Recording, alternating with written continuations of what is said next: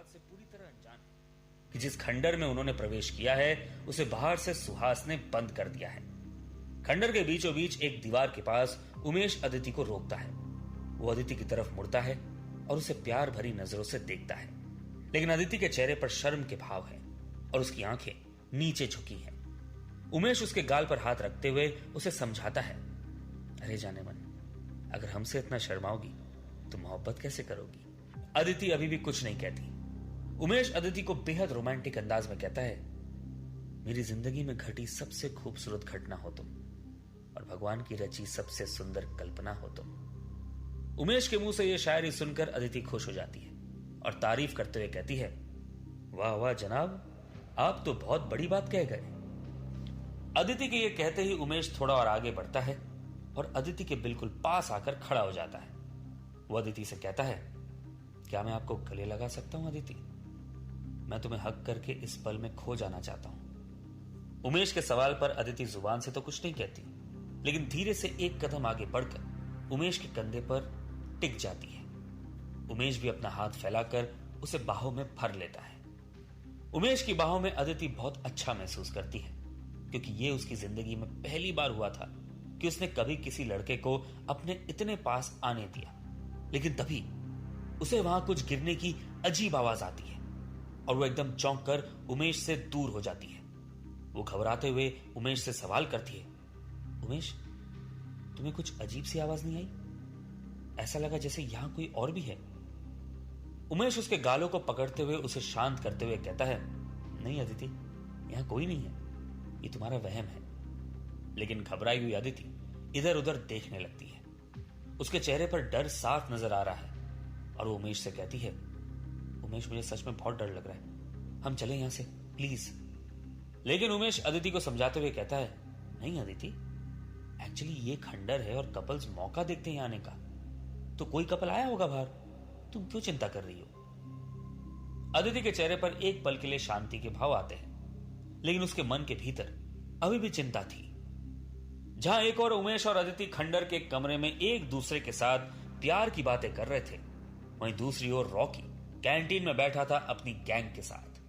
तभी उसका फोन बजता है और वो फोन उठाता है तो सामने से सुहास की आवाज आती है, रॉकी भाई, मैंने खंडर का दरवाजा बाहर से बंद कर दिया है, अदिति और उमेश अंदर है, आप जल्दी आओ, आज इस अदिति को सबक सिखा कर रहेंगे। सुहास के ये कहते ही रॉकी के चेहरे पर एक स्माइल आ जाती है और वो अपनी गैंग को इशारा करता है, ये चलो रे, बहुत हो गया खाना, अब किसी की बैंड बजानी है, चलो खंडर की तरफ। रॉकी की आवाज देते ही पूरी गैंग खंडर की तरफ निकल जाती है और आने वाले खतरे से अनजान अदिति और उमेश एक दूसरे की बाहों में है।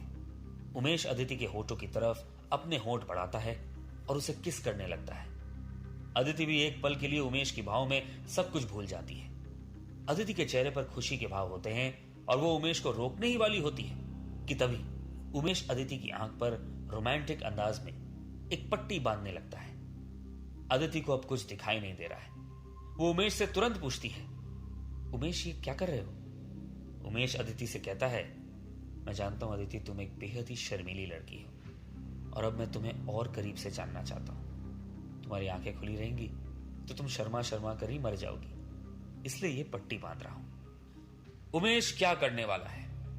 अदिति इससे पूरी तरह अनजान है, लेकिन वो इस खूबसूरत पल को जाया नहीं करना चाहती, इसलिए एक पल के लिए खामोश रहती है। तभी खंडर के उस कमरे का दरवाजा अचानक खुलता है और आवाज को सुनकर अदिति और उमेश दोनों घबरा जाते हैं। अदिति अपनी आंखों पर बंधी पट्टी हटाती उससे पहले एक लड़का आकर उसके हाथों को कस के पकड़ लेता है। उमेश के जोर से चिल्लाने की आवाज आती है और वो कहता है, ए, तुम यहां क्या कर रहे हो? चले जाओ यहां से। लेकिन रॉकी और उसके दोस्त कुछ नहीं कहते। अदिति डरते हुए उमेश से पूछती है, उमेश कौन है ये बताओ और मेरी आंखों पर से पट्टी हटाओ। उमेश चिल्लाकर कहता है, अदिति तुम चिंता मत करो, हमें कुछ नहीं होगा। रॉकी और इसके इन दोस्तों की तो मैं बैंड बजा दूंगा, एक बार हम यहां से निकल तो जाएं। उमेश अपने हाथ पूरी तरह से छुड़ाने की कोशिश करता है, लेकिन वो छुड़ाने में नाकामयाब होता है क्योंकि उसके हाथ अजीत ने कसकर पकड़ रखे हैं। रॉकी हंसते हुए उमेश और अदिति की तरफ बढ़ता है और कहता है, किसने कहा कि तू यहां से जिंदा बाहर जाएगा? रॉकी के मुंह से यह बात सुनकर उमेश और अदिति स्तब्ध रह जाते हैं और अदिति कहती है, रॉकी, ये तुम क्या कह रहे हो? जाने दो हमें। आई नो तुमने पी रखी है, शराब के नशे में कुछ ऐसा मत कर देना जिसकी तुम्हें भारी कीमत चुकानी पड़े। रॉकी अदिति की तरफ बढ़ता है और उसके गले पर बदतमीजी से हाथ फेरते हुए कहता है, कैद में तुम हो और धमका हमें रही हो। वाह, मजा आ गया। अदिति चिल्लाकर कहती है, देखो उमेश, हमें अब हाथ मत लगाना, साफ कह रहे हैं, वरना यहां से निकलने के बाद तुम्हारी जो हालत होगी उसकी तुम कल्पना नहीं कर सकते। अदिति के ये कहते ही रॉकी कहता है, हमारी हालत? अरे भाई, हमें क्या होगा? जो भी होना है आज की रात तुम दोनों के साथ होगा। और ये कहते हुए रॉकी अदिति की कमर पर हाथ रख देता है। अदिति खुद को छुड़ाने की कोशिश करते हुए जोर से चिल्लाती है, रॉकी, मेरी कमर पर से हाथ हटा। अदिति के ये शब्द सुनकर उमेश गुस्से से भर आता है और रॉकी की तरफ बढ़ता है। वो अजीत के हाथों से खुद को आजाद कर सीधे रॉकी की गर्दन पर हाथ डाल देता है। वो पूरी शक्ति लगाकर रॉकी की गर्दन दबाने लगता है। रॉकी सांस लेने के लिए भी संघर्ष करता है और ऐसा लगता है जैसे रॉकी की जान चली जाएगी। तभी सुहास अदिति को छोड़कर पास पड़ा एक लोहे का रॉड उठाता है और उमेश की तरफ बढ़ता है। उमेश, जो कि इस बात से अनजान है, वो रॉकी को मारने के लिए पूरी ताकत लगा देता है। ऐसा लगता है जैसे रॉकी अब मर ही जाएगा, क्योंकि उसकी अब आंखें पूरी तरह से लाल हो चुकी हैं। लाख कोशिशों के बाद भी वो खुद को उमेश की पकड़ से छुड़ा नहीं पाता। लेकिन तभी सुहास जोर से रॉड घुमाकर सीधे उमेश के सर पर मारता है और उमेश एक पल में जमीन पर जाकर गिरता है। अचानक आई इस रॉड की आवाज को सुनकर और अचानक खंडर में छाई शांति को महसूस कर अदिति घबरा जाती है। वो तुरंत अपनी आंखों पर से पट्टी हटाती है और देखती है कि उमेश उसकी आंखों के सामने जमीन पर पड़ा है। वो जोर से चिल्लाती है, उमेश!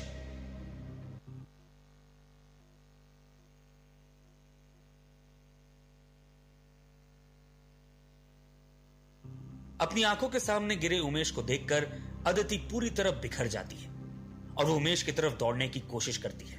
लेकिन तभी सुधीर आता है और पैर अड़ाकर अदिति को जमीन पर गिरा देता है। अदिति के सर पर चोट लगती है और उसकी आंखों में आंसू आ जाते हैं। उसकी आंखों के सामने उमेश को घिसते हुए रॉकी और सुहास ले जाते हैं और कमरे से बाहर फेंक देते हैं। यह देखकर अदिति घबरा जाती है। रॉकी अदिति की तरफ बढ़ते हुए कहता है, अब कोई रुकावट नहीं है तुम्हारे और हमारे मिलन में। एक्चुअली वो उमेश बहुत चिल्ला रहा था, उसे अब हमने हमेशा के लिए खामोश कर दिया। अदिति अपनी जगह से उठते हुए हाथ जोड़कर कहती है, मुझे जाने दो, उमेश को बचाने दो। रॉकी हंसते हुए कहता है, जाने दो? तुमने मुझे जाने दिया था उस दिन? बताओ। यह सुनते ही अदिति एक पल के लिए खामोश हो जाती है और उसकी आंखों के सामने अतीत का वो दृश्य आ जाता है जहां से यह सब कुछ शुरू हुआ था। 1 साल पहले की वो शाम उसकी आंखों के सामने आती है, जहां पार्टी का सेटअप चल रहा है, जहां एक और जूनियर और सीनियर एक दूसरे के साथ नाच रहे हैं, वहीं दूसरी ओर एक कोने में कुछ लड़के शराब का मजा ले रहे हैं। वो भर भर के शराब पी रहे हैं, जैसे शराब के अलावा उन्हें कुछ दिखाई नहीं दे रहा हो। तभी उस पार्टी में अदिति एंट्री करती है और वो भी जाकर अपने दोस्तों के साथ डांस करने लगती है। दूर से रॉकी की नजर अदिति पर पड़ती है और वो उसे घूर कर देखने लगता है। तभी रॉकी के पास खड़ा सुहास कहता है, क्या हुआ रॉकी भाई, ऐसे क्या देख रहे हो? कहो तो उठा ले इसे। जूनियर्स में एक ही तो चीज है जो दमदार है। रॉकी सुहास से कहता है, दमदार तो है ही आइटम। इसको देखकर लगता है जैसे इसके बाद भगवान ने ऐसे आइटम बनाना बंद ही कर दिया है। रॉकी की बात सुनकर उसके सारे दोस्त जोर जोर से हंसने लगते हैं। तभी रॉकी कहता है, आता हूं जरा थोड़ा डांस करके, फिर खोलते हैं पैकेट। रॉकी अपनी जगह से उठता है और अपनी जूनियर लड़कियों के साथ नाचने लगता है। हर लड़की उसके साथ नाचने लगती है और हर लड़की रॉकी पर फिदा भी है, क्योंकि उसकी बाइक पर कॉलेज की हर लड़की बैठना चाहती है। तभी वहां खड़ी एक जूनियर अपनी दोस्त अदिति से कहती है, रॉकी सर क्या सॉलिड लगते हैं, उनकी बियर्ड किसी रॉकस्टार से कम नहीं लगती है, और उनकी जैकेट, बाइक, वाओ, सर कह दे तो उन्हें पाने के लिए मैं कुछ भी कर सकती हूं। अपनी सहेली से यह सुनकर अदिति एक नजर रॉकी पर डालती है और मनी मन कहती है, न जाने क्या अच्छा लगता है लड़कियों को रॉकी सर में। अदिति ये सब कुछ सोच ही रही थी कि तभी रॉकी अचानक उसकी तरफ बढ़ने लगता है। अदिति की सहेली कहती है, अरे देख देख, सर मेरी तरफ ही आ रहे हैं। Wow, I am very excited. Rocky चलते हुए आता है और अदिति की फ्रेंड की जगह अदिति के सामने हाथ बढ़ाता है डांस करने के लिए। अदिति थोड़ा झिझकती है और अपनी सहेली की तरफ देखती है जो अदिति को डांस करने का इशारा करती है। अदिति भी अपना हाथ आगे बढ़ा देती है। रॉकी और अदिति डांस करते हैं और सब उन्हें देखकर ताली बजाने लगते हैं। रॉकी अदिति को हवा में उठा देता है और उनकी इस स्टेप पर तो लोग सीटियां बजाने लगते हैं। रॉकी अगली स्टेप करते हुए अदिति को गोल गोल घुमाता है और सारे जूनियर्स और सीनियर्स उस डांस में खो जाते हैं। रॉकी डांस करने के दौरान एक गलत नजर से अदिति को देखता है जिसका ध्यान सिर्फ डांस पर है, और तभी रॉकी अपना हाथ गलत इरादों और बदतमीज मुस्कुराहट के साथ अदिति की कमर पर रख देता है। अदिति को महसूस होता है कि रॉकी उसे गलत जगह पर छूने की कोशिश कर रहा है। वो रॉकी के चेहरे पर एक बिगड़ैल लड़के की हंसी देखती है और अदिति गुस्से से उसका हाथ हटाने की कोशिश करती है, लेकिन रॉकी उसे डांस करते हुए और कस के पकड़ लेता है। रॉकी के गलत इरादे भांपकर अदिति को बहुत गुस्सा आता है और तभी म्यूजिक बंद होता है। रॉकी की हरकत से अनजान सब लोग जोर से ताली बजाते हैं और रॉकी झुककर उन्हें धन्यवाद कहता है। तभी अदिति एक कदम आगे आती है और रॉकी के गाल पर कसकर एक जोरदार तमाचा लगाती है। अदिति के चेहरे का गुस्सा साफ दिख रहा था कि उसे रॉकी का इस तरह छूना अच्छा नहीं लगा। रॉकी भी अदिति को घूर कर देखता है और पार्टी का माहौल बदल जाता है। रॉकी के दोस्त आगे बढ़ते हैं, लेकिन तभी रॉकी उन्हें हाथ दिखाकर रोकता है और कहता है, शायद मैडम को कुछ गलतफहमी हो गई थी। मेरा हाथ गलती से इधर उधर टच हो गया था डांस के दौरान। It's very normal guys. Aditi गुस्से में कहती है, गलती से नहीं लगा था तुम्हारा हाथ, तुमने। लेकिन अदिति अपनी बात पूरी कर पाती उससे पहले रॉकी उसकी बात को काटते हुए कहता है, चलिए guys, enjoy the party, DJ play the music. DJ music चालू करता है और सब फिर से डांस करने लगते हैं। रॉकी अपने दोस्तों के बीच में बैठ जाता है और अपने बैग से एक पैकेट निकालता है, जिसे देखकर उसके सारे दोस्त एक्साइटेड हो जाते हैं। अजीत कहता है, अब आएगा मजा पार्टी का। ड्रग्स बिना पार्टी अधूरी रहती है, क्या कहते हो दोस्तों? अजीत के सवाल पर सारे जूनियर लड़के एक स्वर में चिल्लाते और कहते हैं, सही कहा सर। रॉकी अपने बैग से एक दो पैकेट और निकालता है और जूनियर लड़कों में बांट देता है। सब जश्न मनाने लगते हैं और वहां पार्टी में मस्ती का माहौल बन जाता है। तभी अदिति कोल्ड ड्रिंक्स के काउंटर पर पहुंचती है, जहां से वो देखती है कि रॉकी अपने बैग से पैकेट्स निकालकर जूनियर्स को दे रहा है और जूनियर्स खुशी खुशी उन ड्रग्स को ले रहे हैं। वो थोड़ा दूर झांक कर देखती है तो चौंक जाती है, क्योंकि वहां कई सारे जूनियर्स जमीन पर नशे में धुत पड़े हैं। उन्हें कोई होश नहीं है। अदिति खुद से कहती है, बेहतर इस पार्टी से मैं निकल जाऊं। वो दो कदम आगे बढ़ाती है कि तभी उसकी एक फ्रेंड आकर उसे रोकती है और कहती है, तू पागल है क्या? तूने क्या किया तुझे पता है? तूने रॉकी सर को मारा है। वो तो अच्छा हुआ कि उन्होंने सीरियसली नहीं लिया, अगर ले लेते तो यहीं गाड़ देते तुझे और कोई कुछ बिगाड़ भी नहीं पाता उनका। अदिति ये सब सुनकर कहती है, देख, मुझे इस बारे में कोई बात नहीं करना, मैंने जो ठीक समझा वो किया। ये कहकर अदिति उस पार्टी से बाहर जाने लगती है। तभी वो देखती है कि अचानक पुलिस वहां आ गई है। वो खुद से घबराते हुए कहती है, ये पुलिस अचानक यहां कैसे आ गई? वो वहां से जा पाती उससे पहले पुलिस पार्टी वेन्यू पर घुस जाती है और म्यूजिक बंद करते हुए कहती है, कोई अपने जगह से नहीं हिलेगा, जो जहां खड़ा है वहीं खड़े रहो, चेकिंग होगी, फिर हम सबको एक एक करके एग्जिट देंगे यहां से। तभी पुलिस का एक कांस्टेबल चिल्लाता है, सर ये देखिए, ये रहा ड्रग्स। ये सुनते ही पुलिस इंस्पेक्टर सवाल करता है, कौन लाया ड्रग्स यहां पे, अभी बता मुझे। पुलिस इंस्पेक्टर की बात सुनकर रॉकी धीरे से अपना बैग छत पर से नीचे फेंकने वाला होता है ताकि वो बच सके, लेकिन तभी अदिति उसका हाथ पकड़ लेती है।